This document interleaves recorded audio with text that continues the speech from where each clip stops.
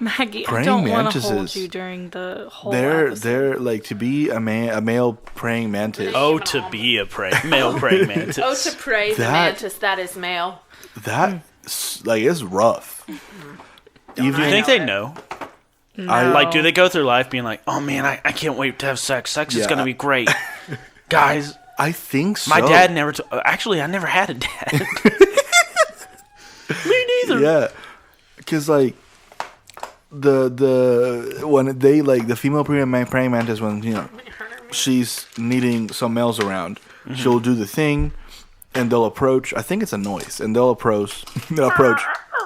And if the male is not, like, fit enough, I guess, she just kills him and eats him. Because, like, she'll need the energy for the babies. And then just keep calling until someone shows up that's like, good. And she'll kill them, too. I don't think I know what they do. I just explained it. Yeah. He literally just... So if you open up a science textbook, what he talked about would be it. They don't do it. They just kill them, and that's no, how they do it. pregnant? They do it. Yeah, gosh, no. Y'all, that was a great. Oh no! Don't get me wrong. Oh no, they fuck. Yeah. No, but like, I mean, this is let's get scientific. Please.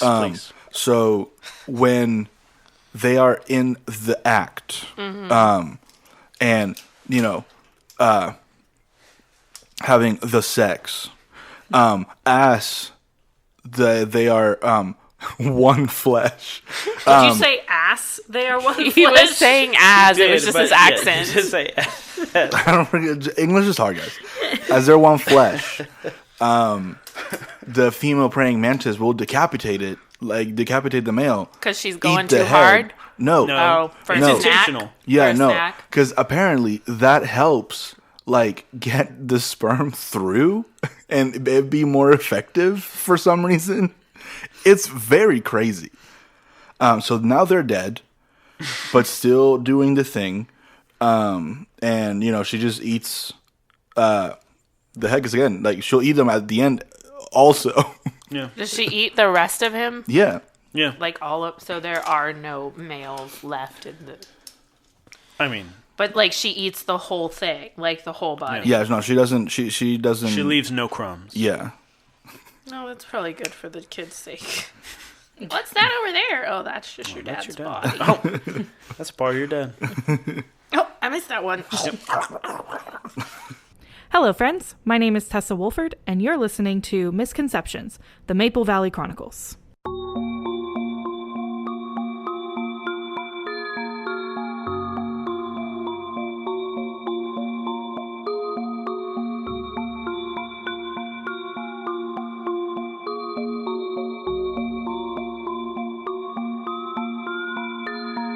The city of Maple Valley. Looking at it now, you wouldn't even know this city used to be run by gangs. The good people of this town used to go out every night with the expectation of meeting a grisly end. That was a long time ago, though. Most folks now think of Maple Valley as heaven on earth. It may have cleaned up a bit since then, but don't be fooled by its pretty cleaned up face. Maple Valley is still one hell of a place to live. People in this town still got secrets. They still got vices. And that's just what the sleepers, the people who can't really see the reality of the city, can see. They can't see the reincarnated god riding the monorail next to them, or the blood-sucking creature of the night that they cross paths with every day. That's all covered up by the mist. So yeah, Maple Valley's still got lots of secrets. Some of them dangerous. And if you go pulling at that thread, you might not like what you find.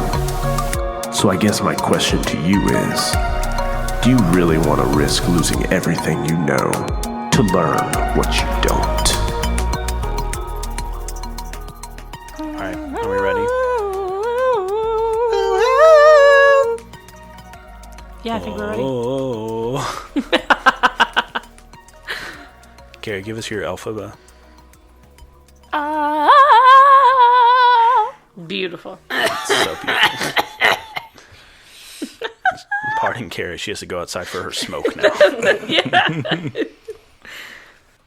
Previously on Misconceptions Maple Valley, the crew had been investigating the Church of Second Life and some of its teachings and how it was linked with these murders, and that led them abreast of the Ministry of Society and Security, a extra-legal paramilitary organization that enforces law and order in misconceptions in Maple Valley at the cost of some social and civil liberties. But Ever ran afoul of the Ministry of Society and Security and is now on some sort of watch list. But I'm sure that won't come up at all. Last time, you all kind of investigated your own threads. Ever, you found a third clue connected to your mythos of the Easter Bunny. Dante, you went to the home of two integral characters to this plot, Perry and Alice Watt. Got some information about what happened with Perry. You got a name, a Dr. Worm, talked to Alice and kind of showed her all the evidence and convinced her that, yeah, Perry's a bad dude and he's been doing some gang-related activity in the city, and he deserves to be wherever he is. Ada, you attended a Bible study with the Church of Second Life, exploring this possibility that being with the Church of Second Life, joining with them, being part of their ideology and their ministry will absolve you of this past, this dark part of yourself that you seem desperate to be rid of. And Ever, that wanted status I mentioned earlier, increased. Wanted or followed? That followed status I mentioned earlier increased. Okay. And then where we left off, we saw a shot of a street, a youth running out, panting, looking every direction before running off screen. And then we saw this kind of tidal wave of water rush out of the alleyway into the street, kind of pulling into this busy street of cars and people. And we saw 3 other people washed in this flood, dead. So, definitely, I don't think it takes very long for any of you to realize what has happened. You all contact each other, and then you kind of come together at the Kindled Nook. And Ada, you have the area prepared. Mm-hmm. You all come in. We see you all meeting together. What kind of conversation is happening? I think we should get to the scene. Don't y'all think we should get to the scene? Hold on. Okay, so what do y'all know? I know that there were 3 bodies found, but right. Other than that, Well, wasn't there? don't know much. There's one that was alive that was running out, though, right? Yeah, I think so. I think that was in the report. So where did that teen go? Would y'all know that? You said it. Yes, we as an audience know rumor that. has it that there was one teen that Rumor was still has it. living that ran out. Yeah. So that's what I'm saying. Like, that's what I'm like, okay, I think I heard, because I got people coming in and out of my shop, I think I heard that there was one that was still alive. I want to know where they're at. Okay, so Everett does not know that. I hadn't heard about that. Well, I don't know if it's true. Do we know what they look like? Do we know any, are there any cameras in that area? Do we have any access to anything that we could look into? Literally, no. Okay. I just feel like if we go down to the scene, we're going to get, figured out. People know what we're about. I don't think anybody knows what I'm about. I'm very discreet. I would disagree, but I love that you think that you are. Thank you. Wait. I think Luca might be able to get some information if there are rumors going around. Why can't we just go walk the alleys and look for a scared kid? Oh, we can. I just, since we don't have any, I guess, leads as far as, like, who ran out of the alley, I'm just trying to get more information. But we can definitely go. Can we definitely? For sure. I don't mind going out and looking, but I don't necessarily want to go out looking after dark. If the teen is scared, my beast form isn't going to help that. Fair. Okay. I would just like to say that I recently learned that I can hop really well. So I would like to hop from building to building and just, like, go check it out for y'all. And Everett's hands are moving drastically throughout this entire conversation. That's one thing. Like, another, there's a differently, I can't English. It's very different to jump from building to building. As your professor, I am very worried. But if you're on the top of the building, hopping from building to building, how are you going to see the teen? By looking into the alley. Right. But how far up are you? I assumed that these were reasonably tall buildings, not skyscrapers. I mean, that's fair. Yeah, no, Maple Valley doesn't really have any As y'all keep skyscraper-like talking buildings. about, like, looking from above, I'm like, oh, like, things are making sense, and I'm, like, turning to Ever's side. I'm like, okay, this might be a good idea, but I don't say anything yet. Okay. Anyways, I'm cool now, and I want to go do cool things. Well, So we transition down to the crime scene? Specifically the alley next to the crime scene, Okay. with Ever on the roof. Okay. Can I shoot before this? Can I shoot Luca a text to see if they can get some information? Can I shoot her first? So you're saying shooting Luca a text Yeah, like, to say what? if they've heard anything about, like, rumors about someone running out, and see if they can get any information. Go ahead, roll and investigate. And I assume you're going to add your Luca tag. Yes. Let me. By the way, it has been so long since we recorded. Does anyone have tags burned?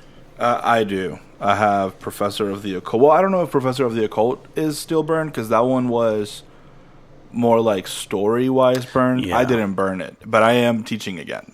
Okay, then you can unburn it. I'm fine with I that. do have Super Strength burn. Okay. And then for the group, we have nothing. Oh, we're good. Yeah, I think last Geek Out, we recovered the beat-up van. Okay, so I'm using my trusty TA. And I guess that's it. Okay, roll the last one. I got a 6. A 6. Should have thrown all our bad rolls already. Yeah, we're just throwing it all out there. Okay, you shoot Luca a text. You get a text back from Luca. I will do my best, Professor. And you go downtown. Like, yeah, I knew I could trust in them. Ever, you said you were going to be looking into the alleyway. Yeah. From the rooftop. Yeah. Mm-hmm. What about the other two of you? How are you approaching this crime scene? I'd like to have, since we have a bird in the sky looking, I'd like to have, like, on the ground. Okay. And I guess I can explain what this scene looks like. It is a busy street, as I've already said. The street has been kind of shut down. They're diverting traffic away from this street. But you see that there are still people kind of around sidewalk. You see the police tape has been set up to make some sort of barricade. The water mostly now has dried, but you see little puddles of it here and there. You see a coroner's van is here, and you see these body bags are being loaded up. Police presence is here as well, and you see there are some people, detectives, in the alleyway looking and investigating and doing things. So Ever, up on the rooftop. Dante down on the ground. Ever, where are you? Ada is... Yep, you are Ada. It has been so long since we recorded. Ada is going to be kind of milling around the area. She is looking to see if there's any members of the Second Life Church. And if there are, she plans on approaching. Okay.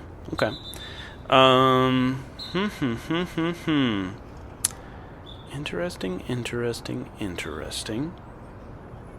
Yes, let's say there is a Church of the Second Life member that you see nearby. You see... You see Scott. Oh, Scott. Oh, Scott. Great Scott, if you will. Great Scott, yeah. Great Scott. Yes, but you see Scott is in the mix, and you recognize him from one of your Bible studies. Scott, is that you? Oh, Ada. Did you see what happened here? I didn't. Were you here? Let's see. If you're going to be investigating, I assume you're wanting to get some information out of Scott on what he knows and all of that. So let's roll and investigate. What can you add? Unassuming. Okay. And I want to put in a plug to use shopkeeping because I feel like as a shopkeeper, like people come in, I've learned how to like have conversations to figure out like what they want and that kind of thing. So like I feel like I can be cordial enough that like he'll feel comfortable to share with me. Sure. Go ahead. Roll with a +2. 8. An 8. Okay, so you're going to get to ask me 2 questions. What do you want to ask me? Were you here when it happened? He responds, yes, I was walking by and I just heard all this screaming. And next thing I knew, I looked over and I saw just a veritable river of water rushing into the street, and I saw those three people. Oh, it's just so awful. Here in Maple Valley, of all places. Well, we are known for our floods. What other question do you have? Did you recognize any of them? I don't believe I did. They didn't seem like the sort of people I would consort with. Little undesirables, we'll say, to be polite. Yes, I didn't recognize any of them. Undesirables for the church? Well, of course, yes. If the church desires everyone, and once they join the church, well, of course, then it's. Of course, I would recognize him. Of course, I would associate with him. We would have something in common. But as it is, no, I didn't recognize any of them. Okay. We cut over to Dante or Ever. There are cops here, you said? Yes. Okay. I want to see if I can go up to one of them and see if they'll, I don't know, be able to give me some information. Okay. Yeah, how do you want to do that? Okay. How many cops are there? Like, how do they look? They're regular beat cops. There are a handful of them around. If you are looking specifically for like Ministry of Society and Security personnel, you do not see any of them. And remember, you would recognize them because they would have their kind of black armbands, their gaiters pulled up, protecting their identity. But you do not see any of them here. Okay. Is there a cop that's like looking a little friendlier. Sure. Okay, I approach them. Okay. And I'm like, this is afternoon. Okay, like, good afternoon, officer. Oi, top of the morning to you. Hi. What's going on here? Oi, just some bad luck here. Found these 3 kiddos washed up here. Looks like they drowned in something. That's so unfortunate. It's such a tragedy. Oi, that it is, laddie. I'm a professor at the university. I heard about it from some students, and I heard that one of them, one of our students, like their friend has gone missing. I just came to check out, sort of see for myself, see if I could help them out, if one of the victims happened to be that friend. So are you wanting to, identify the victims? Just to see if Okay. Roll me a... Let's see, what kind of move would this be? Not an investigate move. I don't think this is you trying to... Let's do a convince. Okay. Yeah, let's try convince. Can I use Professor of the Occult then, since I'm trying to do it as, for my students? Sure. Since you made up this lie. Okay, so Professor of the Occult. Can I do either handsome or professional? Sure. Let's do professional, because you're applying to this. You're appealing to this more from your professional work standpoint. And then luring charm. Alluring charm. Luring charm. Sure. Okay, so 3. Yeah. I hate my life. I got a 6. You got a 6 with a +3. Yeah. Good grief. Oh, lady, I can't be letting you do that. We can't be letting anybody identify these victims until we've let their next of kin know. I'm sure you understand. No, that makes sense. That makes sense. But I guess, do you have any leads? When do you know, when it'll be made public? You should be knowing by tomorrow at best. Okay. Thank you very much, officer. Aye. Have a good day. Top of the day to you. Take a shot every time David says top of the day. Yeah, top of the day. Okay. And then step back and keep looking. Yeah. Up to Ever. So Ever is going to kind of look at the area, and I want to hop from building to building looking for the teen that ran away. Okay. I'm hoping that they hid somewhere in an alley nearby and are not sobbing, but distressed. Distraught. She'd prefer for them to be sobbing uncontrollably. Right. Yeah. If they could be. Yeah. Anyways, so my thoughts, I don't know what I'm rolling. Well, if you're looking for somebody, this would definitely be an investigate, trying to find something. Okay, then I don't know if my tags will work, because I could either do tags of bunny hop and 6 the landing, since I'm jumping from place to place, or I could do the tag of a time of great need. That is strictly in reference to your Easter egg-sized things. It's really unfortunate that you remember these things. Yes, I do. So then I would like to say bunny hop and 6 the landing. Yeah, sure. Okay, great. So +2. Trying to cover great distances to see where this person is going.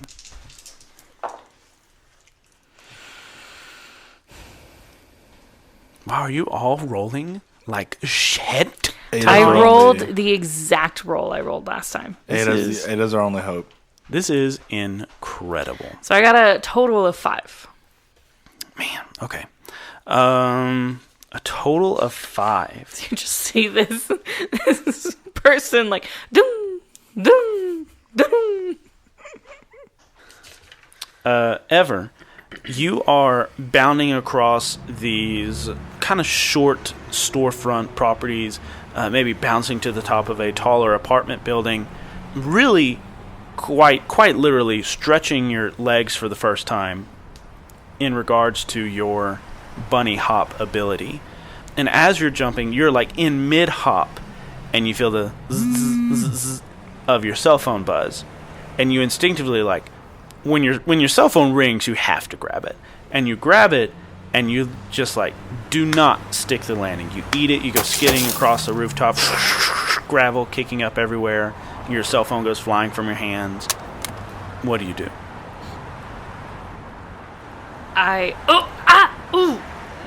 Okay.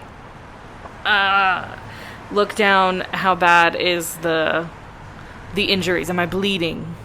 A little bit of road rash, or I guess roof rash in this case. Haha.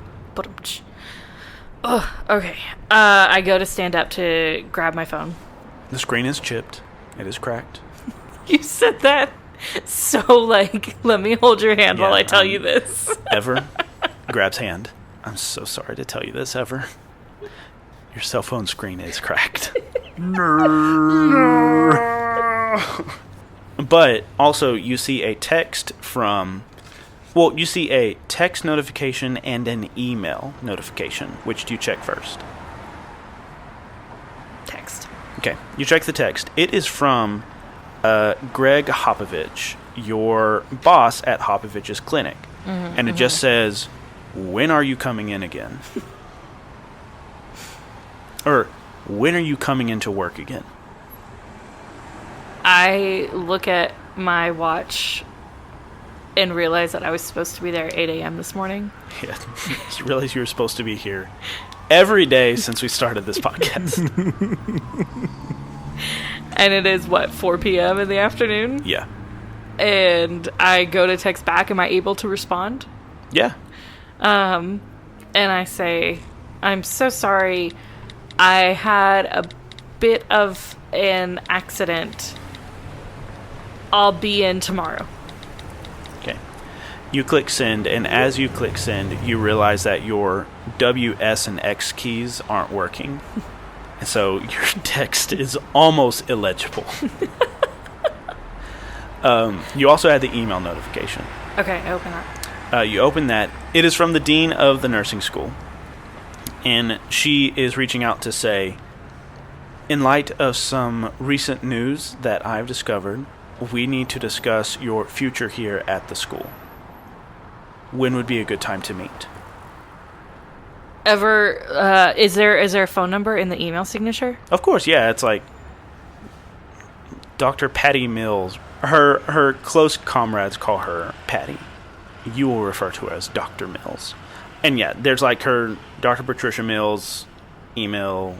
I immediately hit the number and call it. Okay. You call. This is Dr. Mills' office. How may I help you? Hi, is this Dr. Mills? No, this is Kaylin. Hi, Kaylin. I'm the student assistant here. Can I help you? Do you need to talk to Dr. Mills? Yes, this is Everett Bundt. I need to talk to Dr. Mills. Oh, yeah, she left a note. Let's see. You hear like some shuffling of papers on the other end of the line. She is out of the office right now, but I will leave a note and she will call you back as soon as she can. Where is she? More shuffling. At lunch? Cool. Where does she typically lunch? At the Spaghetti Garden. Love that place. Thank you so much. Kaylin? Yes. Thank you, Kaylin. Anyways, have a great day. Thank you. Bye. Okay, bye. Ever sends off a text to the group. Gotta go to the Spaghetti Garden. Bye. And start booking it to the Spaghetti Garden. Yeah, we cut back to to Ada and Dante on the street, like not more than 10 feet apart from each other, just looking at their phones and then looking at each other at the same time. She has no focus. Yeah, I'm just like, I guess we're not right next to each other, but like you can read my lips. I'm like mouthing like, she's the one that wanted to come here. So he mouths that, and Ada just nods her head like, yeah. That's what she does. I guess since I couldn't get anything from the cops, is there anything I can like investigate by just looking? You know, you've rolled a couple of investigates. Let's roll a sneak around now. Ooh, I like it. Yes. Yeah. What can you add to a sneak around? I think just predatory sneak. Is it how dark is it in this alley? Because the buildings are not like skyscrapers, but like they're still pretty big. Yeah, there's shadows. Okay. There's dumpsters. There's refuse you could slink behind. Can I do predatory sneak and blend with the shadows? Absolutely, you could. Okay, let's do it. It'd be the perfect situation. That's a 6, so 8. Okay, you got an 8. So you're going to do it, but it's going to be a little messy. So you kind of slink in there. I don't know. You find the Irish cop turns his back to you for a second, and you just kind of slip in behind him. There are still some beat cops in here laying the little yellow evidence markers all around. But you are the Knight. You are the Prince of Darkness, Dante Nyx himself. And so you're just kind of slitting in between these shadows, like predatory. It is supernatural how you blend with the shadows. And like we see you kind of duck behind this dumpster, and when the cop walks past it, you're stepping out of the shadowy doorway on the other side of the dumpster, and it's like, how did he do that? He is the Knight. And you're walking around, and you sneak in there, you're listening to some of the conversations, and you hear these two cops talking. I mean, I just don't get it. Where'd all this water come from? I mean, we got a pipe right here, but it's not busted or anything to flood a whole alleyway like this. Definitely not kill a bunch of kids. Well, you know, in my new parenting books, they say, you know, a kid can drown in any amount of water. So, I mean, who's to say how big this water was? And the other cop says, I mean, it was pretty big. It washed him out into the street, Timmy. He's like, Tommy, you're crazy. And then they kind of walk on. But you hear that conversation. So you kind of pick up that whatever caused this water might have been supernatural. Kind of like what happened at the Sweet Life Suites. You look around and you see different markers everywhere. And how in tune with like nightlife and drug culture is Dante?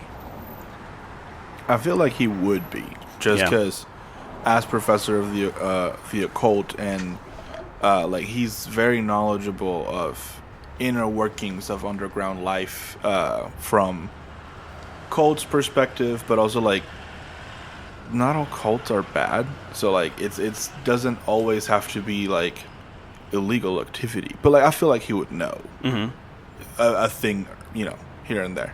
Plus, as a vampire looking for victims. Yeah, true. Yeah, I had a past. That's none of my tags, but yeah. Okay, yeah. So as you're looking at these little yellow markers, you recognize some drug paraphernalia that has been dropped and left here. Now, you did roll an 8, which means that you're not going to get out of here scot-free. So someone unimportant notices you. You are perceived by secondary sense. Someone picks up your scent. Or someone sees you whispering your conversation. Or you must leave something important behind or risk being discovered. And I think someone unimportant notices you, and I think that someone unimportant is this Scott person that Ada was talking to. I think like he is getting ready to turn and walk away, and he looks into the alleyway as you are like passing in between two shadows, and he sees you. Or maybe you're like crouched down inspecting one of the markers, one of the drug paraphernalia, and he sees you and he says, "That's weird," and he keeps walking. Okay.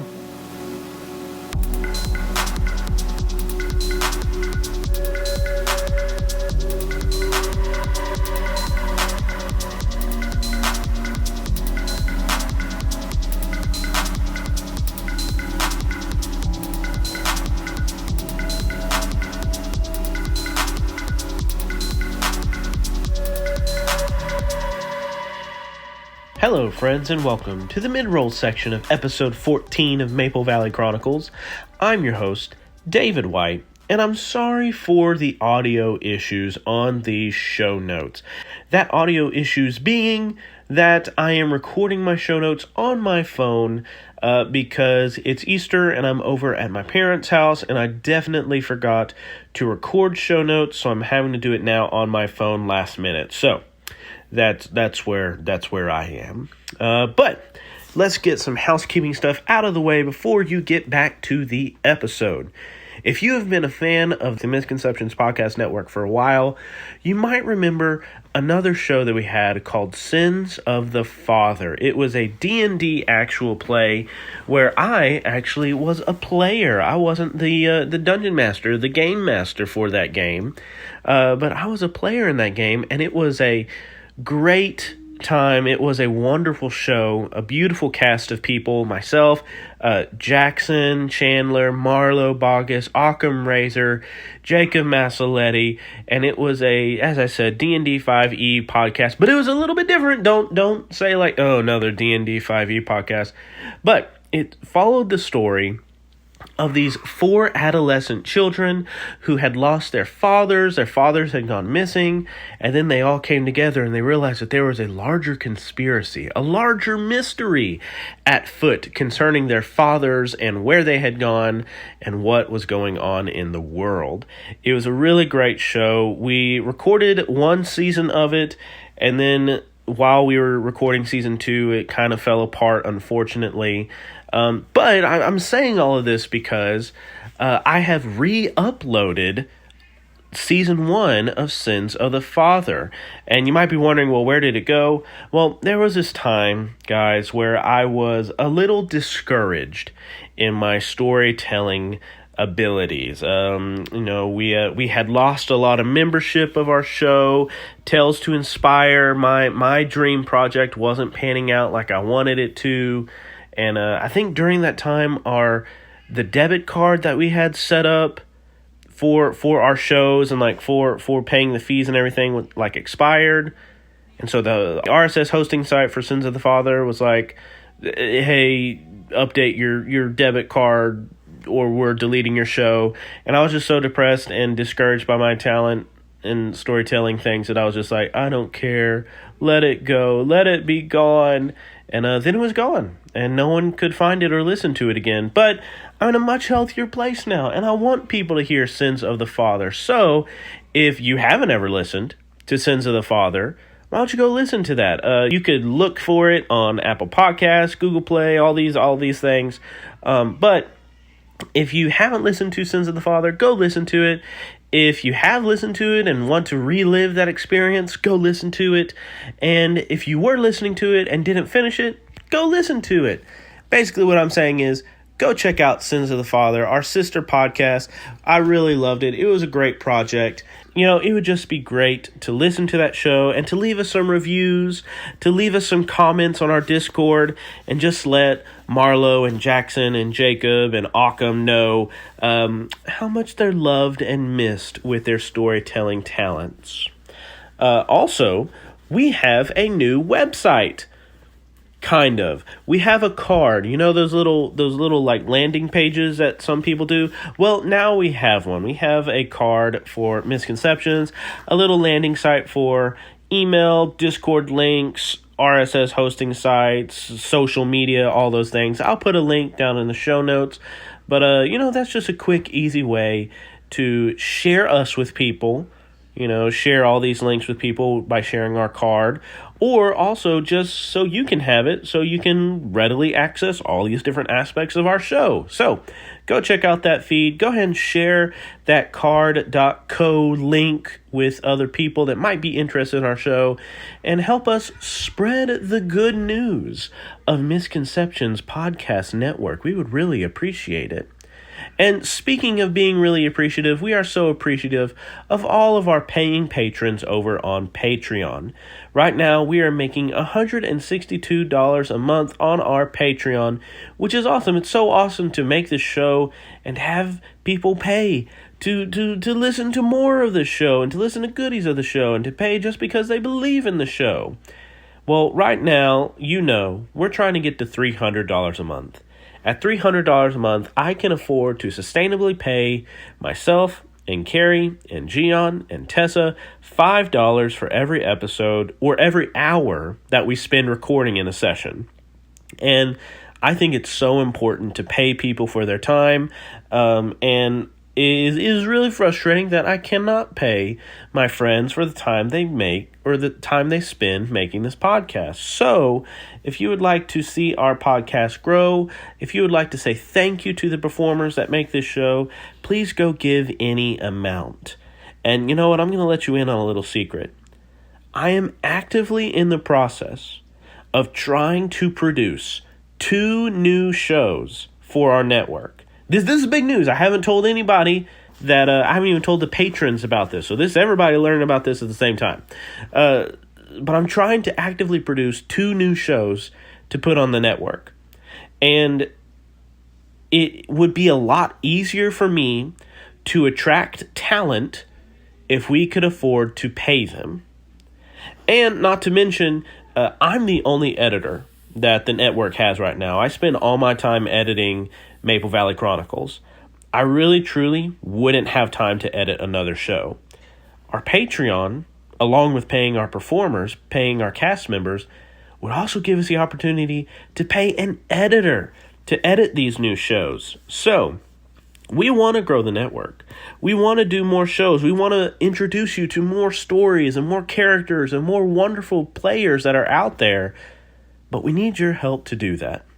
So, please, if you like this show, if you are not already a patron, please go give a $1 a month, $2 a month, even $5 a month. Would really, really help our podcast out and would help us produce new shows, bring in new talent, and provide more editors so that we could make more shows. But I'm really excited. I'm in a very healthy place mentally and emotionally and creatively, and I want to keep creating, baby. But we just need the Patreon funds to do that. So please help us out, and please help us grow our podcast network. And that is it for the show notes today. Let's get back to this episode of Maple Valley Chronicles.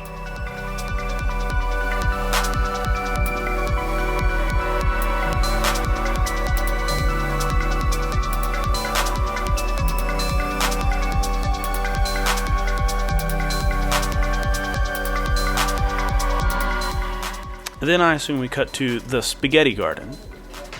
We see a prim and proper professor woman sitting at a lady professor sitting at a desk. Woo, also known as a professor.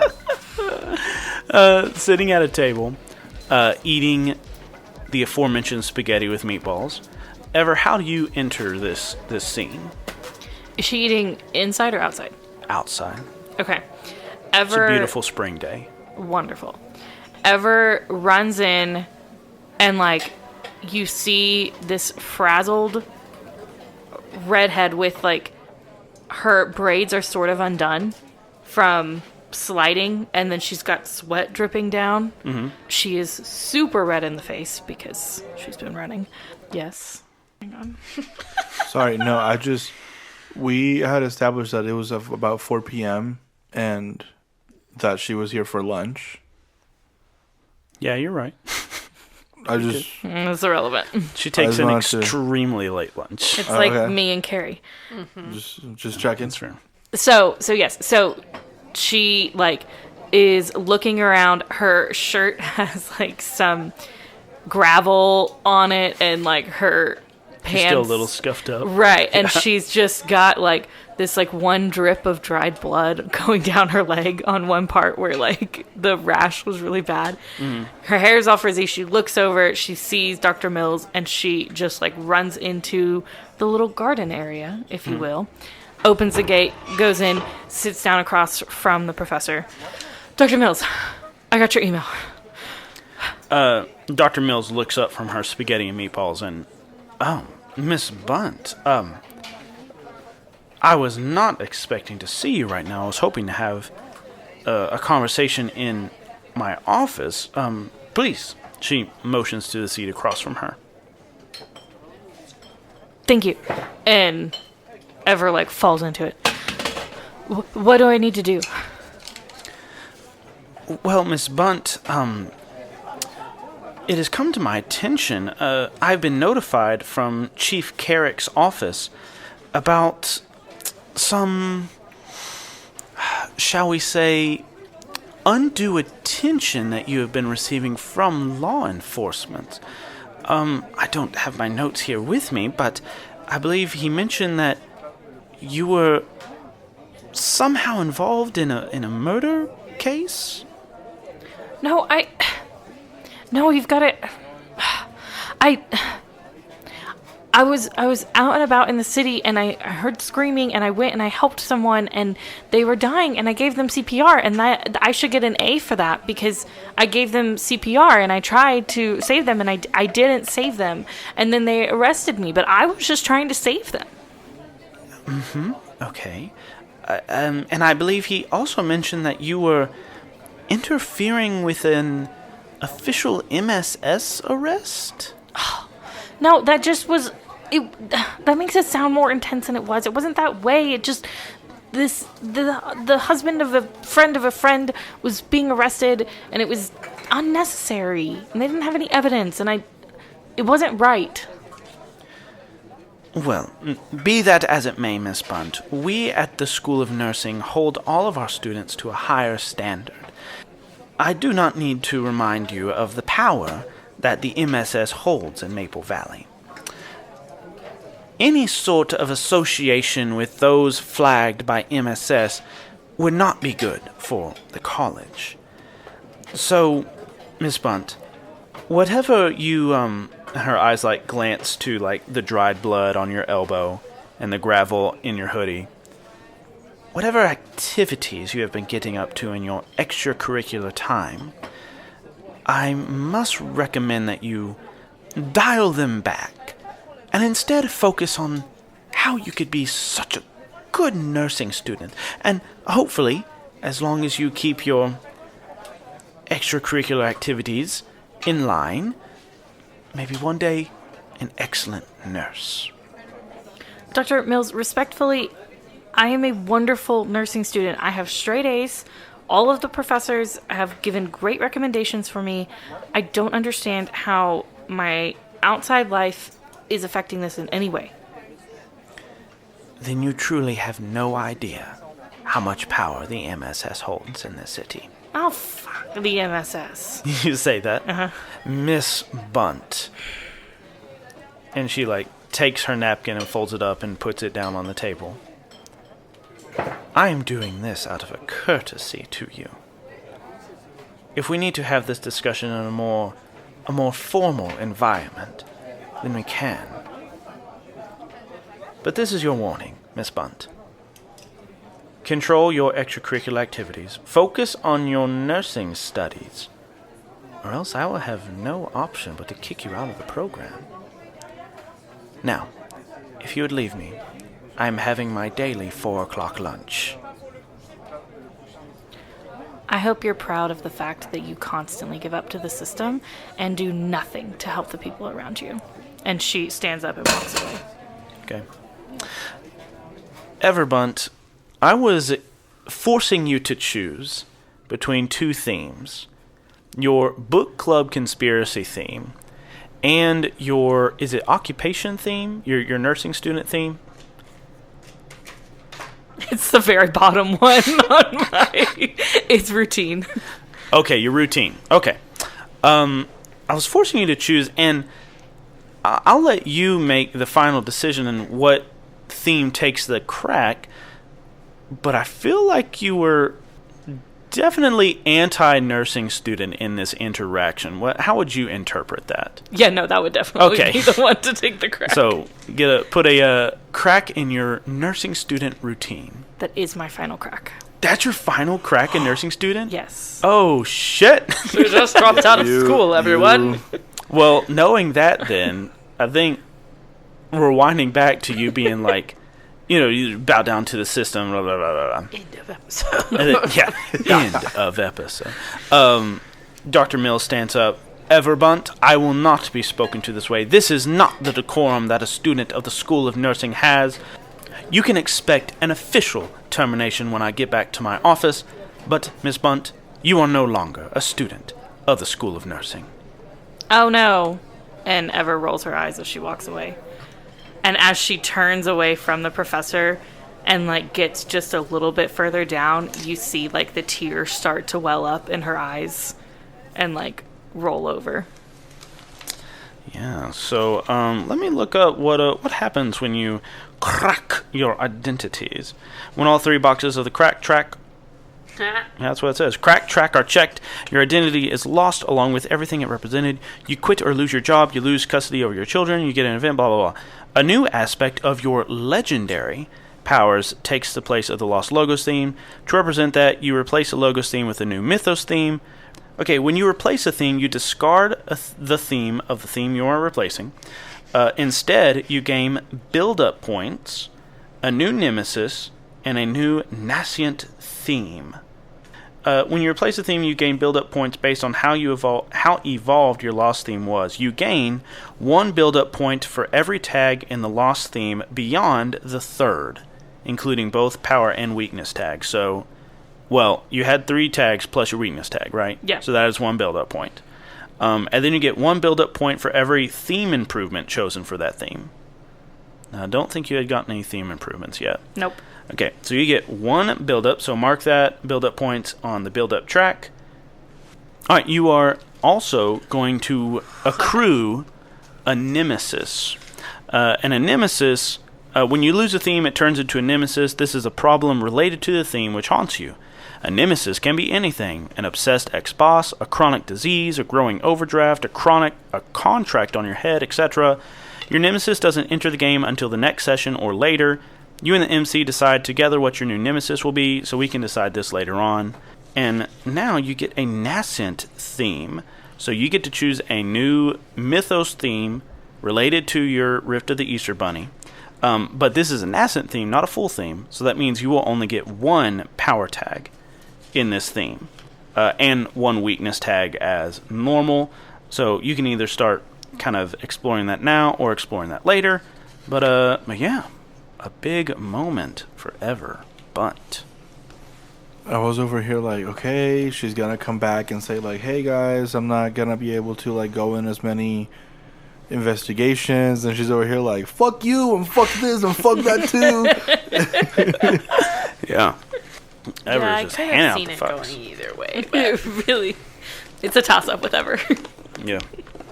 What mood is she in today? Yeah. Do you want the Mythos playbooks to look through now or later? Later. Okay. Oops. I'm so sad I only get 1 tag. That's such a Yeah, hindrance. how does that work? I've done it. I was just thinking of Esther. I remember there being one. Yeah. I don't remember. So how it works is she starts with 1 tag, and every time she gets an improvement in that theme, she gets a new tag. And so eventually once she gets her first, she has 2 tags. Once she gets her second, she has 3 tags. Once she gets her third, she gets to choose a new improvement, and now it's like a whole... Now it's a full tag. Got it. Or a Okay. full theme. But yeah. Big moment for Ever. I did not expect this to happen this episode. But Damn. here we are. Okay. Where do we go after that scene? We don't know. I will say that Ever runs straight back to the Kindled Nook. Okay. Have Ada and Dante been doing anything in the meantime? Any discussion, connecting of dots? I don't know if Dante was back at the Kindled Nook yet. Just because I want to keep an eye on this. I don't know how much blood I would have on hand. Mm-hmm. So maybe I made a stop with Cole, my Sure. supplier. Yeah. And this is me, maybe just throwing out something. Because I don't know, I am getting blood from my, phlebotomist at the hospital. Mm. So, eventually, someone might notice. Do I have to, roll to make sure I get blood well and fine and everything's good?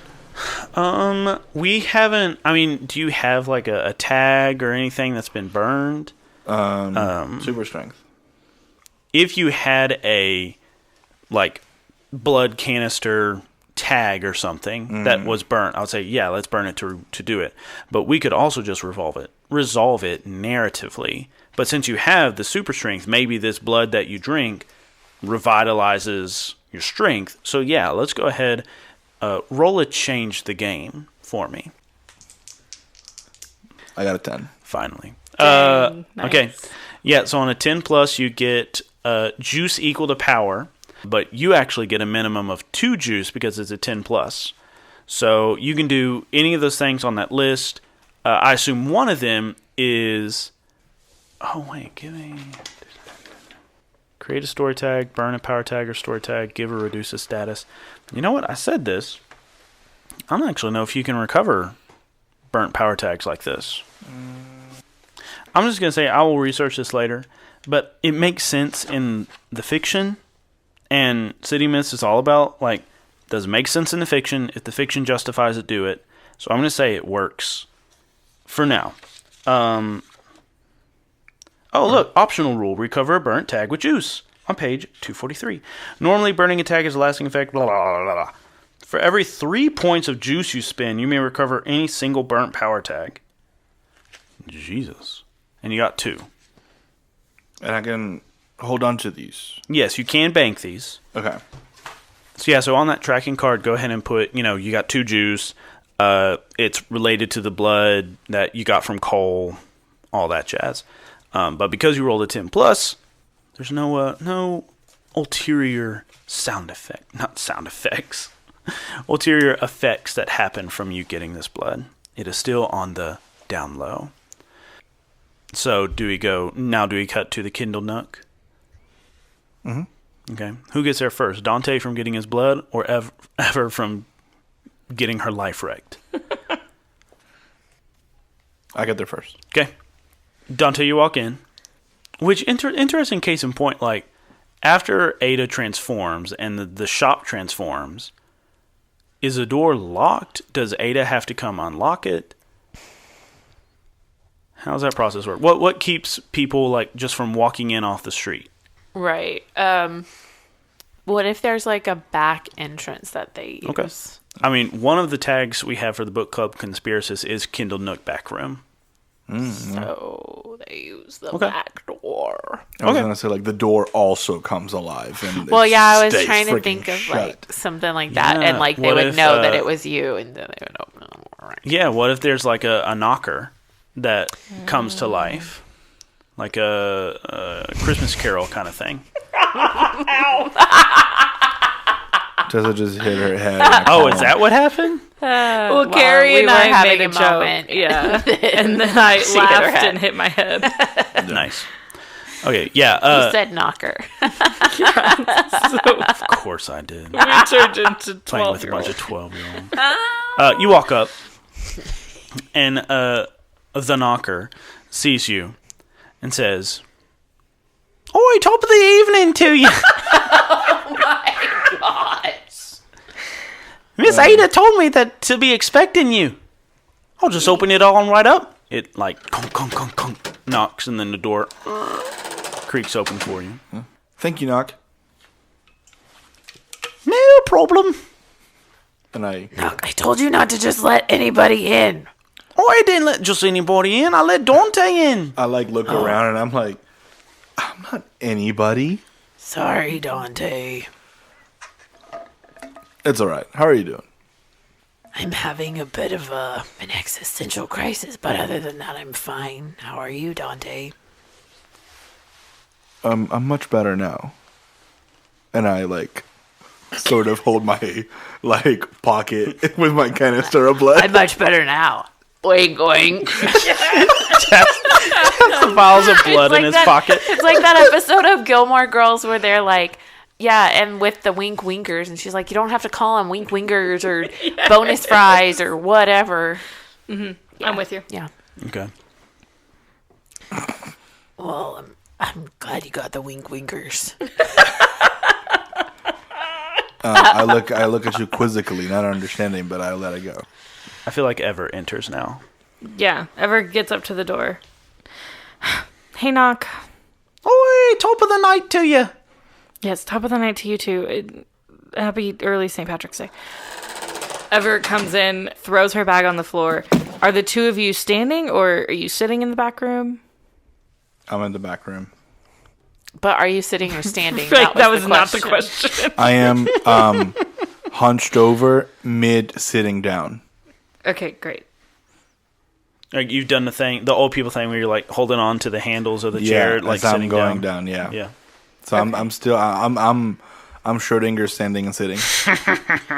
I feel like Ada Beast is like laying on the floor and like maybe doing some like beast stretches, if you will. Or beast yoga for the evening. Yeah. Well, it's just She's doing Happy Beast Baby. Yeah. Okay. That's what I'm doing. Happy Beast Baby. I'm rolling back and forth on my back. Okay, all right. So Ever comes into this entire mess that is happening between the two of you. I feel like I'm a mess. I'm just sitting down. Y'all see that like Ever's still a bit cut up and stuff. Yeah, you're the mess. Yeah. If anyone hears the mess. You will not believe what happened today. Take a guess. Are you okay? No, I'm not okay. Clearly. Have you seen me? Yes, with all 4 of my eyes. That's not funny.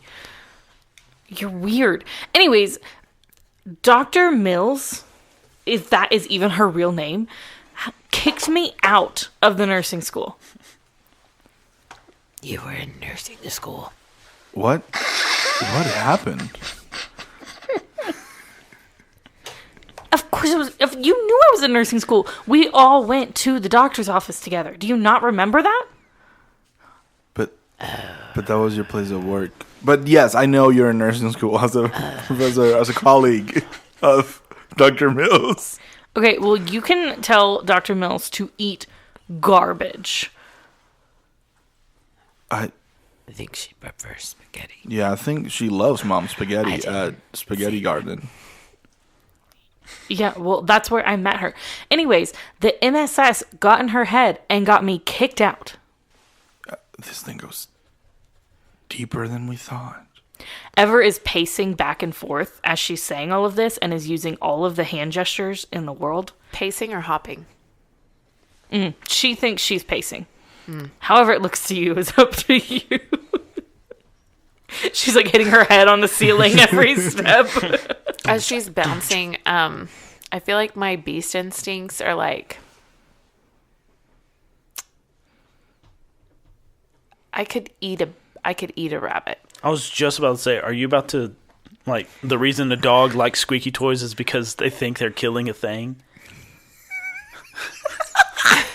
Okay, I didn't know that. So there's a thought. It's just like there's like the predator instinct kind of thing. Like I'm not going to, but like there's just something that I'm like. You just want to strangle the life out of Ever. Ever stops and looks over you. Are you okay? Yeah, why? You're twitching. You're hopping. Well, I don't mean to hop. Well, I don't mean to twitch. Well, stop it. You stop it first. Ever looks at Dante with wide eyes like, are you going to do something? Dante's over here just and like... And Ada's just like staring down. Dante's over here like very sad, looking at you like very worried. Like, how are you doing? I'm fine. I don't need her. I don't need nursing school. I don't need anybody. I don't think that's true. But you wanted to be a nurse so bad. So bad that she doesn't even talk about it that much. Oh my God. I did CPR on the teen that was dying. Yeah, okay, who here doesn't have a CPR card? Oh. I don't. Oh, shit.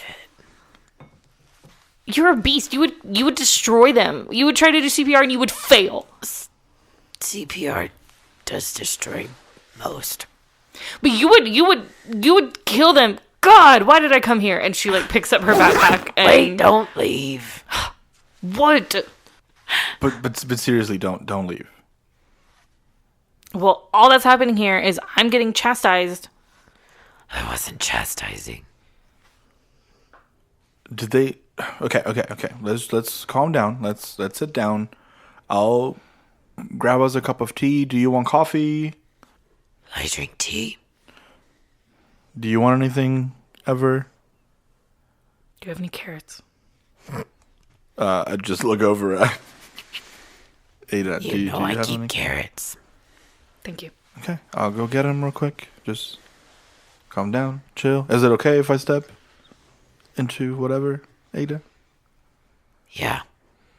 Cool. And I go and do that. Yeah, you step into the kitchen and we just hear a chorus of, "Oi, top of the morning to yous!" Oh my god. I'm just like, "Sup, fellas?" And I think that's where we're going to end tonight's episode. End of episode. Thanks for listening to Maple Valley Chronicles. We'll be back with our next episode on April 20th. Are you on Blue Sky? Well, so are we. You can find us on Blue Sky at misconceptionspod.bsky.social. We also have an email. If you would like to contact us that way, you can email us at misconceptionspod@gmail.com. This show is fully supported by the generous monthly donations of our patrons on Patreon. If you would like to join that elite group of supporters and gain access to exclusive content, please consider joining our Patreon. The Misconceptions theme song and mid-roll song were both composed by Aaron Wharton. You can find out more about his music on www.aaronwharton.com. All other music used in this episode was composed by Christopher Thomas Richardson. You can find out more about his music at www.instagram.com/Christopher Thomas Richardson. Ada Belle was played by Kari White. Professor Dante Nyx was played by Gian Ortiz. Everett Bundt was played by Tessa Wolford. And I'm David White, your master of ceremonies. The role-playing game system used in this production was City of Mist, an RPG published by Son of Hope and created by Amit Moshe. And that's it for this week's episode of Misconceptions. Thanks for listening, and don't forget to keep it nerdy, y'all.